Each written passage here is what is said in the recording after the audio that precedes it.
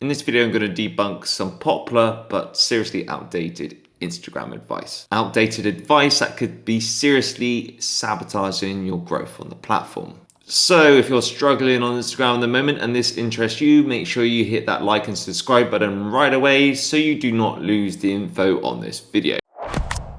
First up, we have do not post static images like single image posts and carousels. Now, while using Instagram Reels, you can go viral and get really good reach. In the last 12 months, Instagram has turned the tables and everything is more balanced, meaning singles and carousel posts are getting loads of views and attention also now. Don't limit yourself just using Reels and make sure you're adding photos in your Instagram content as well, because you have to remember people like to consume information in different content formats. And if you're using something like carousels, people can take their time more to learn if you're given some valuable tip or some strategy, whereas a reel reaches a lot of audience but is very fast paced, and some people do not like that type of content. Next up, we have the famous follow unfollow method.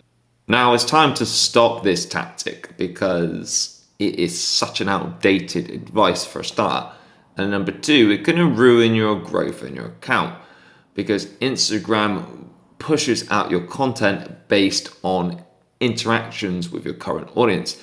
And if you've just got random people following you who don't really care about your content, they're not going to engage with it, which is going to give that initial push it needs to reach out to more people. And that's how the algorithm works on Instagram. Normally, when I see an Instagram profile and look at it and scan it and do like a quick profile audit, when I see a mass follow situation already, and then I look at their engagement, I can tell that's one of the main reasons why that account is struggling already. Instead of thinking follow for follow, think of value for follow, because the more valuable your followers are, the more they're going to engage with your content. And these people are also going to invest in your products and services if you're running a business or trying to monetize on Instagram. If you're using any bots or automated software, things like liking and commenting are just going to get your account penalized. So remember, if it feels spammy, don't do it, and being authentic is the key and will win every time. And people could tell as well.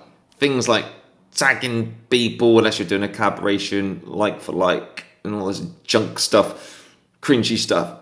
Don't do that because it looks cringy for everybody else and it won't last long. People are only doing something because you're doing something, and if you're relying on that, then it's not a good recipe for the long term or success, sustainability. You want people who want to engage with stuff, not because you're forcing them or making them feel awkward because you've tagged them in your posts, which makes you look a bit desperate anyway.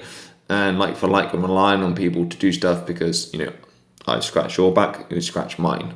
You want to be able to learn how to create content that resonates, that makes impact, so people will, you know, be doing this for you, and you don't even have to ask them and tag them and encourage them. Cuts will only get you so far. You're gonna hate me saying this, but it's okay.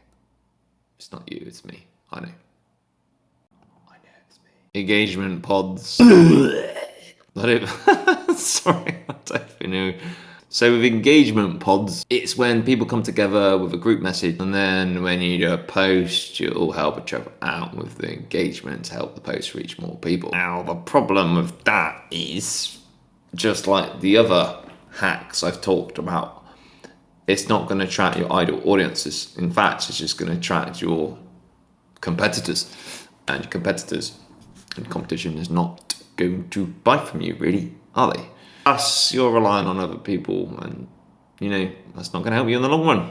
And you're wasting so much time as well when you could be making better content or connecting with your audience or your followers. You know, find new people on the platform. Engage with them, nurture your community, and stop giving the algorithm and Instagram false data, which is just going to confuse it. Don't obsess over aesthetic grid. I have problems saying aesthetic, but aesthetic grids. Since TikTok arrived on the scene, no one really cares about that. Now, you know, in fact, it actually puts a lot of people off because they think, oh, this is a bit intense, or this is a bit professional, full on, and people want to connect with people on a more human level, like a more authentic level. Now, aesthetic grid I'm starting to say it all right now. Aesthetic grids are good if you're a fashion designer or, clothes designer, because that's really important for your brand. But you'll find is a lot of people are less intimidated when their feeds look more authentic and normal and more humanized and everything the right color. And yeah, marketers will say, yeah, branding, blah, blah, blah. Yeah, it might work for them. But if you're a content creator, all right, you don't have to really worry about all this stuff. Just think about your content, your messaging. Your feed is just, your cover photos are easy to identify. So when someone jumps on your profile, they know what that post is about or have an idea. Intriguing cover photo, title, headline, hook. Keep working on that stuff. Most people follow users because of their content, not the way their grid looks. So don't compromise good content for aesthetic, pleasing grid. It's the value that you bring that counts. A lot of marketers are not going to agree on that one, and the only reason why they're not going to agree on that one was because that was their unique selling point, and TikTok have destroyed their unique selling point now, and now they're feeling like, hey, teasing people on your stories with your reel. What people do is they share their reel to their Instagram story, but then they hide it with something in front of it. Now the problem is with this is you're forcing someone to not only leave stories to check out your content, so they'll probably never come back to the rest of the story. So that kind of stitches you up there, first of all.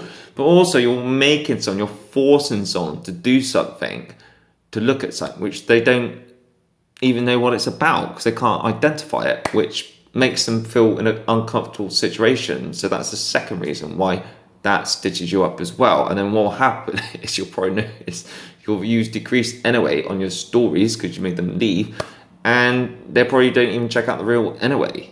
Your core audience will see your reels on their feed, trust me. The only way I recommend to share your reels to your stories would be for your last post of the day and lead up to it with questions to build in curiosity. And if you're going to post it, the reel on your story, then make sure people can see the reel and add a question to it on the side or below which is related to it. That way people will engage with it, which gives the algorithm a little boost for you, gives positive vibes and signals to your account to reach a few more people.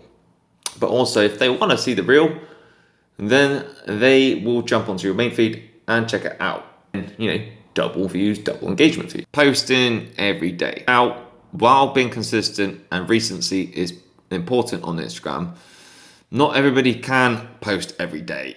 And you can be consistent, but you can also be consistent posting bad quality content. Now, I like to post around 7 posts a week, right? It's not like every day because I have say 2 days off on the weekend if I want to. I give myself a range and limit. But for a lot of you, you will not be able to handle that posting volume of frequency because you might not have certain habits of creating content. You might not be efficient at creating it. You might lack content ideas. You might be very busy at work or with your family, your kids. But, this can lead to content creation burnout.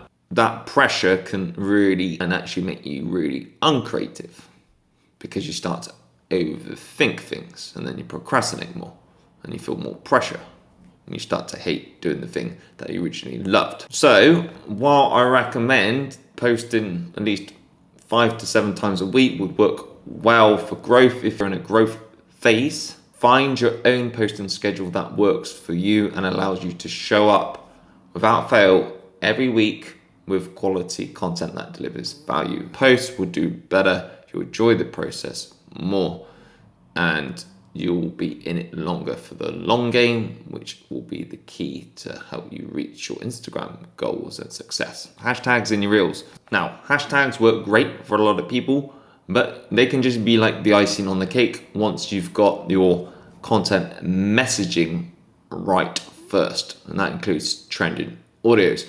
And I have delivered,